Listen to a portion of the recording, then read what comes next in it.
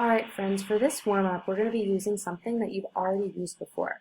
We're going to be using a hundreds chart if you need to, and we're going to be finding the next 10. And we're going to use our knowledge of the next 10, and you can use your hundreds chart if you need to fill out some equations or number sentences. Hundreds chart right here on the side, and you're going to have this on your Google Classroom too. So the first thing I see is 29 plus equals My first step is to find the next 10. So I'm going to go to my hundreds chart and I see that 29 is here and my next group of 10 is 30.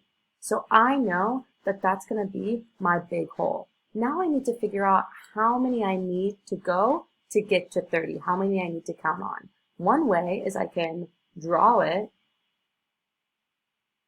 and think, oh, I need one more to get to 30. Another way is I can just look at my hundreds chart and think I'm at 29 plus 1, and then I get to 30. Now, let's do one together. Okay, we've still got our hundreds chart here, but I'm going to go a little slower and I want you to try it. So this one is, let's do 25 plus equals So let's think, what's our first step?